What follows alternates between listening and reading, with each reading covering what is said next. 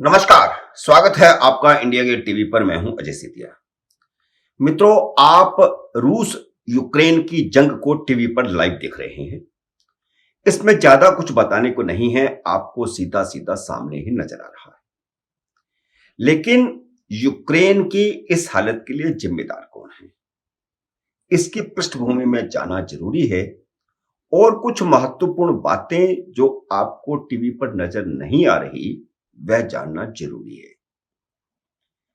आज के इस वीडियो में मैं नवीनतम जानकारियां और तह तक जाकर बताऊंगा कि अमेरिका ने ऐसा किया क्यों, रूस ने ऐसा किया क्यों, यूक्रेन की यह हालत बनी क्यों।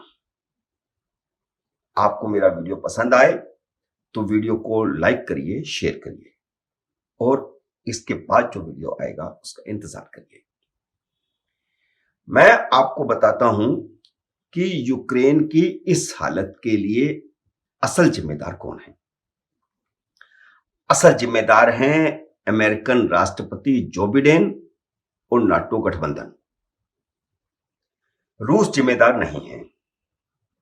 रूस ने तो साफ कह दिया था कि अगर अमेरिका यह आश्वासन दे कि यूक्रेन को नाटो गठबंधन का सदस्य नहीं बनाया जाएगा तो वह युद्ध नहीं करेगा। लेकिन अमेरिका ने कोई भी आश्वासन देने से इनकार कर दिया, जबकि नाटो उसको अपना सदस्य बना ही नहीं रहा है। तो कौन जिम्मेदार हुआ? नाटो और अमेरिकन राष्ट्रपति जो बिडेन, दोनों, जिन्होंने सही वक्त पर सही स्टेटमेंट नहीं दिया। इन दोनों की रूस को दी गई गीदड़ भभकियों ने जंग करवा दी। यूक्रेन को आश्वासन नहीं और रूस को गीदड़ भभकियां।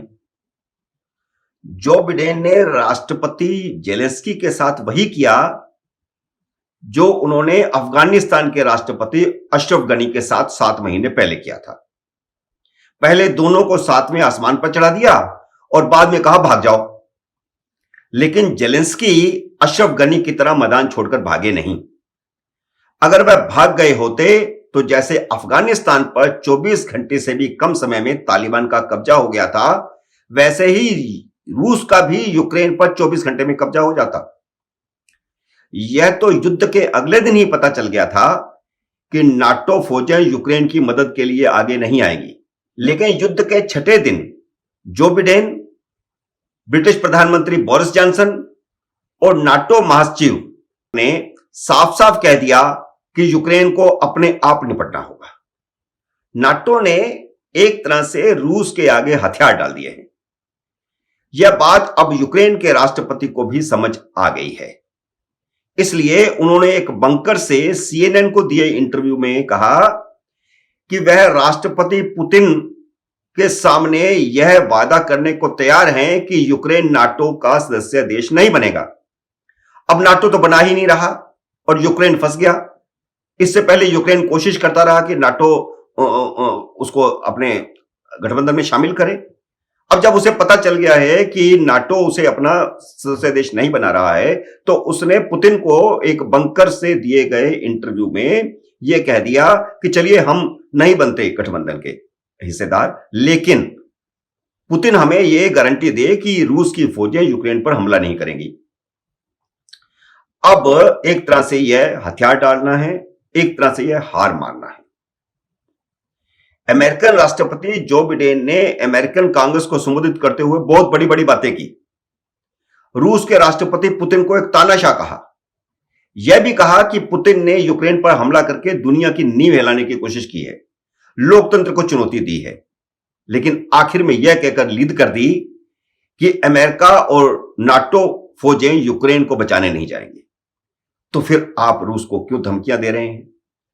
पहले गिदड़ भभकियों ने युद्ध करवा दिया और अब भी सिर्फ धमकियां, खाली धमकियां, फोकी धमकियां। नाटो देशों की हिम्मत नहीं हो रही कि रूस से सीधा पंगा ले। पुतिन को यह पहले से पता था कि अमेरिका में इतनी हिम्मत नहीं है, खासकर जो बिडेन के राष्ट्रपति होते हुए अमेरिका में हिम्मत नहीं है। इसलिए उसने यूक्रेन पर हमला कर दिया। हमले की तैयारी पिछले 6 महीनों से हो रही थी और यह अमेरिका को पता था। नाटो देश लोकतंत्र के इतने ही पैरोकार होते तो यूक्रेन को नाटो का स्थायी सदस्य नहीं तो कम से कम सहयोगी देश बना लेते। नाटो देशों ने यह कदम इसलिए नहीं उठाया क्योंकि वे जानते थे कि यूक्रेन को अपने पाले में लाने का मतलब होगा रूस से पंगा लेना, और नाटो देश रूस से पंगा नहीं लेना चाहते थे और अब भी नहीं ले रहे हैं। 1949 में नाटो की स्थापना सोवियत संघ से साझा मुकाबले के लिए की गई थी, लेकिन अब जब रूस ने अपनी विस्तारवादी योजना पर अमल शुरू कर दिया है तो नाटो भाग रहा है। इसकी बड़ी वजह यह है कि अमेरिका को चीन के ताइवान पर हमले की आशंका है। 1 महीना पहले शी जिनपिंग और पुतिन की मुलाकात में दोनों ने यूक्रेन और ताइवान पर एक दूसरे का साथ देने का साझा बयान जारी किया था,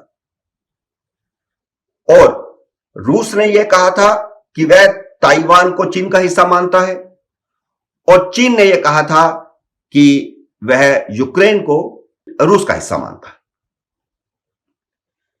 अब यह बात साफ थी कि 1 महीना पहले ही दोनों की रणनीति बन चुकी थी, और मान लो कि अब चीन ताइवान पर हमला करता है तो ताइवान भी नाटो का हिस्सा नहीं है, लेकिन ताइवान में अमेरिका का सैनिक अड्डा है।